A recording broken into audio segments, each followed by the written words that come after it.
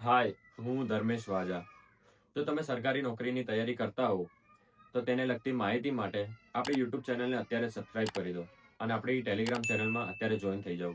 હું પરીક્ષાને લઈને માહિતી આપતો રહેતો હોઉં છું અને ઇન્ફોર્મેટિવ વિડીયો પણ બનાવતો રહેતો હોઉં છું. આજના આપણા વિડીયોનો ટોપિક છે સીસીની આવેલી નવી ભરતી. જે છોકરાઓ નોકરીની તૈયારી કરતા રહેતા હોય છે એમના માટે આ બહુ મોટા સમાચાર છે. કારણ કે ગઈકાલ રાતે જ નોટિફિકેશન આઉટ થઈ ગઈ છે અને 53 સુધી વધારે જગ્યા માટે ભરતી આવી છે. અને બીજી મેઇન વસ્તુ એ છે કે જે છોકરાઓ રનિંગમાં થોડા સેકન્ડો માટે ફેલ થઈ ગયા છે એમના માટે આ બહુ સારી એટલે તક બની શકે છે કે તમારી તૈયારી થોડી ઘણી સારી હતી પણ તમે કોઈક કારણોસર રનિંગમાં રહી ગયા અને હવે તમે શું કરવું એ વિચારતા હતા, તો હવે તમારું વિચારવાનું મૂકી અને તૈયારી ચાલુ કરી દેવાની છે. સારી એવી ભરતી આવી છે, 5,500 જેવી જગ્યા છે અને વાત એ રીતની બી છે કે હજી 500 થી 600 જગ્યા આમાં વધવાની છે. એટલે તમે અત્યારે તૈયારી ચાલુ કરી દો આના માટે. તો હવે આપણે જે નવા રૂલ્સ એન્ડ રેગ્યુલેશન આવ્યા છે ભરતીના, એના વિશે આપણે થોડી ચર્ચા કરીએ. તો સૌથી પહેલી તો હું વાત કહું ને તો સીસીમાં 5300 જેટલી જગ્યા છે. એમાં ગ્રુપ એમાં 2300+ જગ્યા છે અને ગ્રુપ બીમાં 3000 થી વધુ જગ્યા છે. હવે ગઈ ફેરે જે પ્રિલિમનો સિલેબસ હતો અને આ ફેરે પ્રિલિમનો સિલેબસ છે, બંનેમાં ખાસો મોટો ચેન્જ થઈ ગયો છે. આ ફેરેનો પ્રિલિમના સિલેબસમાં 150 માર્કનું પેપર આવવાનું છે અને તમારે એક્ઝામ છે ને એ કોમ્પ્યુટર ટેસ્ટ આપવાની છે. ઓફલાઈન પેપર લેવામાં નહીં આવે, કોમ્પ્યુટર ઉપર જ પેપર લેવામાં આવશે. હવે સિલેબસની વાત કરું તો 150 માર્કનું પેપર રહેશે અને એના માટે તમને 2 કલાકનો સમય આપવામાં આવશે. હવે 150 માર્કમાં શું છે એ તમને કહી દઉં. 15 માર્કનું ગુજરાતી છે, 15 માર્કનું ઇંગ્લિશ છે, 30 માર્કનું મેથ્સ છે, 60 માર્કનું રીઝનિંગ છે અને જે બાકીના 30 માર્ક છે એમાં જનરલ અવેરનેસ અને કરંટ અફેરનું પૂછવામાં આવશે. આ આપણે પ્રિલિમના સિલેબસ વિશે વાત કરી. હવે બીજી એ વસ્તુ તમને કહી દઉં કે પ્રિલિમમાં જે તમે પેપર આપવાના છો એમાં મિનિમમ તમારે 40% લાવવાના રહેશે. મિનિમમ 40% એટલે 150 ના 40% ગણો તો તમારે 60 માર્ક્સ લાવવાના છે. હવે આનાથી બી સૌથી મેઇન વાત કે જે છોકરાઓ જેમ કે 5300 જગ્યા છે એના 7 ગણા ઉમેદવારોને જ મેન્સમાં બોલાવવામાં આવશે. એટલે 60 માર્ક્સ તમે લાવશો તો તમે બોલાવી લેશે એ વસ્તુ જરૂરી નથી. નોટિફિકેશન મેં પૂરી વાંચી છે, એમાં નીચે ચોખ્ખું લખેલું છે કે જગ્યાના 7 ગણા ઉમેદવારોને મેન્સ પરીક્ષા માટે બોલાવવામાં આવશે. એટલે આપણે ખાલી 60 માર્ક્સ નથી લાવવાના, આપણે બને એટલું આપણું બેસ્ટ આપવાનું છે. હવે આપણે આ પ્રિલિમના સિલેબસ વિશે વાત કરી દીધી. હવે હું તમને થોડો મેન્સના સિલેબસ વિશે પણ માહિતી આપી દઉં. મેન્સમાં ગ્રુપ એમાં લેખિત છે, ડિસ્ક્રિપ્ટિવ. ડિસ્ક્રિપ્ટિવમાં 3 પેપર આવવાના છે. 100 માર્કનું ગુજરાતીનું પેપર રહેશે, 100 માર્કનું ઇંગ્લિશનું પેપર રહેશે અને 150 માર્કનું જનરલ સ્ટડીઝનું પેપર રહેશે. એટલે આ ગ્રુપ એનો સિલેબસ છે અને આની અંદર ડિટેલ સિલેબસ બી એ લોકો નોટિફિકેશનમાં આપેલો જ છે. હું એની પીડીએફ આપણા ટેલિગ્રામ ચેનલમાં મૂકી દઈશ, તમે શાંતિથી ડિટેલ સિલેબસ ચેક કરી લેજો.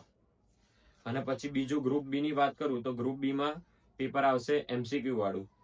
એમસીક્યુ વાળું પેપર આવશે અને 200 માર્કનું પેપર રહેવાનું છે. એમાં બી ઘણો મોટો સુધારો કરી દીધો છે આ એક્ઝામના પેપરમાં. ગઈ ફેરે મેથ્સ રીઝનિંગ બી હતું પણ આ ફેરે મેથ્સ રીઝનિંગ બી એમસીક્યુ માટે હટાવી દીધું છે.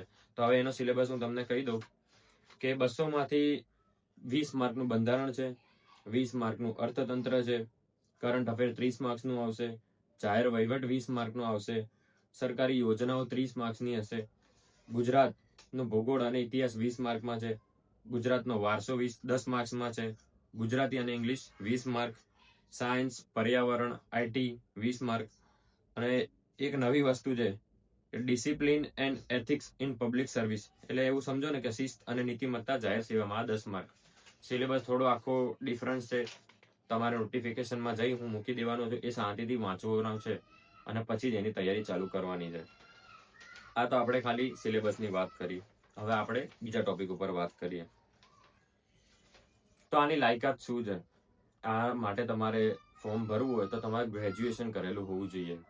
ગ્રેજ્યુએશન કર્યું છે અને તમારી ઉંમર મિનિમમ 20 વર્ષ હોવી જોઈએ અને મેક્સિમમ 35 વર્ષ.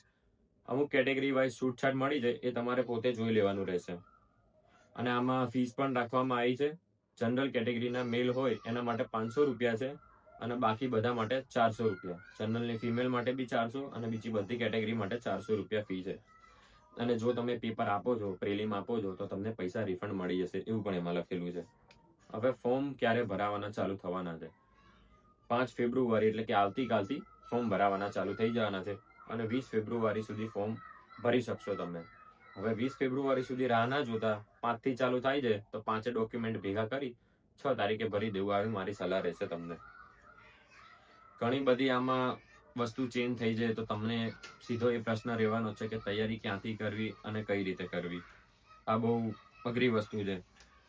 તો સૌથી પહેલા તો હું તમને આમાં કહું ને તો પહેલો ટાર્ગેટ તમારો પ્રિલિમ હોવો જોઈએ, કારણ કે તમે પ્રિલિમ ક્રેક કરશો તો તમને મેન્સ આપવા મળવાની છે.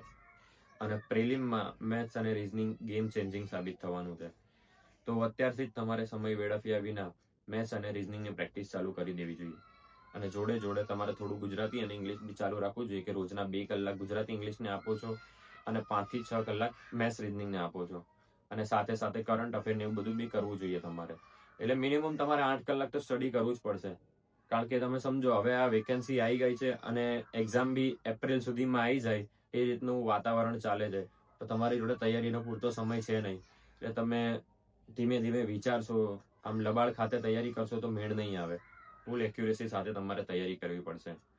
એટલે પ્રિલિમ માટે તો તમે મેથ્સ રીઝનિંગ અને ગુજરાતી ઇંગ્લિશ ઉપર બી ફોકસ કરશો તો બી તમને પ્રિલિમમાં સારું એવું પરફોર્મન્સ કરી શકશો. કારણ કે અત્યારે વધારે પડતા છોકરાઓ પોલીસની તૈયારી કરતા રહેતા હશે એટલે એ લોકો આમાં ધ્યાન નથી જ દેવાના. એટલે તમને એ ફાયદો થોડો ઘણો થવાનો છે. પછી પ્રિલિમ પતે એટલે તમારે મેન્સ ઉપર પૂરેપૂરું ફોકસ કરી દેવાનું છે.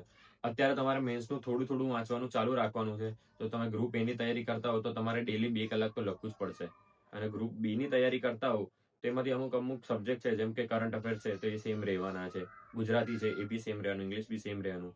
થોડું કોઈક દિવસ બંધારણ વાંચી લેવાનું. પછી બીજા બધા સબ્જેક્ટ છે, ઇતિહાસ, ભૂગોળ, સાયન્સ છે, આ બધા તમારે પ્લાનિંગ સાથે કરવાના. અને બુક પણ કેવું છે, બધી વસ્તુની અલગ અલગ બુક લેવાની જરૂર નથી. યુટ્યુબમાં બધી વસ્તુ ફ્રીમાં મળી જાય છે, તમે એમાંથી શીખી શકો છો. એટલે પ્રોપર પ્લાનિંગ સાથે તમે આની તૈયારી કરશો તો એક્ઝામ તમે ક્રેક કરી શકશો. આ રીતની બીજી કોઈ પણ તમને એક્ઝામ રિલેટેડ ક્વેશ્ચન હોય કાં તો બીજા કોઈ પણ પ્રશ્ન હોય પરીક્ષાને લગતા તો તમે કોમેન્ટમાં જણાવજો. આપણે એનો તમને જવાબ આપવાનો પ્રયત્ન કરીશું. અને વિડીયો ગમ્યો હોય તો તમે લાઈક કરજો. અને તમારા મિત્રો જે તૈયારી કરતા હોય, સીસીનું વિચારતા હોય કાં તો રનિંગમાં ફેલ થયા હોય એના વિડીયો તમે શેર કરજો.